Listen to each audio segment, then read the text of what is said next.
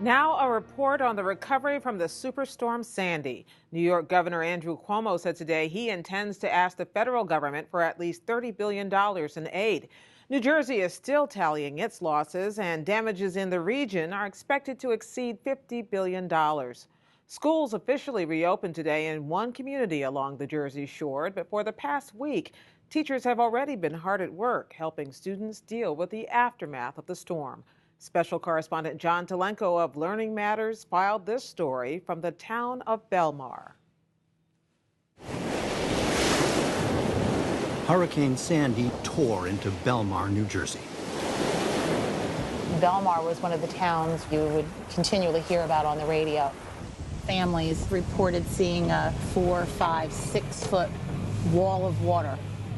How are you? Lisa Hanna is assistant principal at Belmar's one elementary school. Many of her students are recent immigrants, and most of their families had nowhere else to go. I don't think anyone was really prepared for what happened. Inside this house, 3 children and their parents were counting on luck. They stayed through the storm, and very quickly the water came up into the room. They started to climb up on furniture. It was dark, there was no power, and water is rapidly rising. All communication to the area was lost. I'm Lisa Hanna. It wasn't until a week later that Principal Hanna and a group of teachers were allowed into the hardest hit neighborhoods. Ah! Got that, Jill?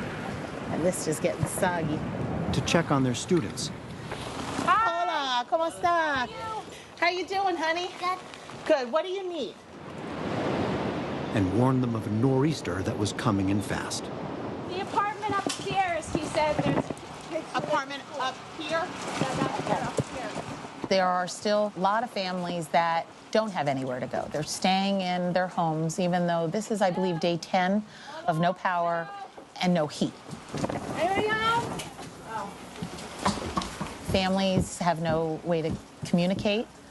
They may not have extended families that they can go out and say, I'll stay with. And some of our families don't have reliable transportation. Okay, how are you doing? Are you okay? Yeah. We have warm blankets. You need more blankets? I think so. Look at the Yes? Is it cold? Here, more blankets. Okay. Today we tried to get a list of what people needed so we could go back and drop supplies off if they're still staying where they are. Leche. Okay, all right. Somos dos familias.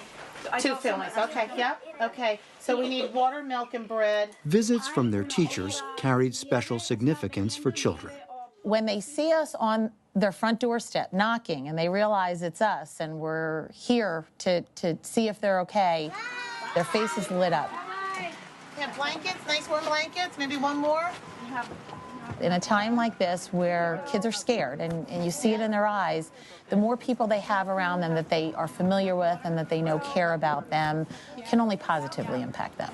Would you like us to come back and get you for lunch today for the kids? We can bring them down for lunch? Okay. Yes? Okay, about an hour. We'll pick you up, so we'll see you at lunchtime. Bye, guys. Bye, guys.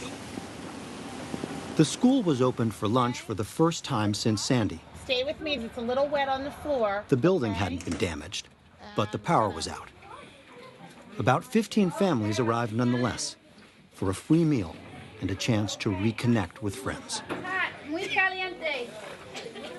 Kids seek comfort and structure. And we want to restore as much normalcy and routine as possible. A little girl, when we opened up the school for lunch today, she was walking in the dark because the lights weren't on. She said, "Oh, I'm so happy to be back at school. I feel so safe." Hot soup wasn't the only thing being served. We just grab baskets of books and let the kids grab books. We try and sneak in, if we can, a little bit of education. One Sunday morning, the warm sun came up and pop! The lunch was a success for the 50 children who came, but 550 were enrolled here before the storm. And what is this? I think there's a real sense of unknown for us, and I'm sure a real sense of unknown for the students as well. We'll need to have our, crisis intervention in place and our school counselor and school psychologist. This is going to be a long, ongoing effort. But after 10 days in the dark, things started looking up. Is that power?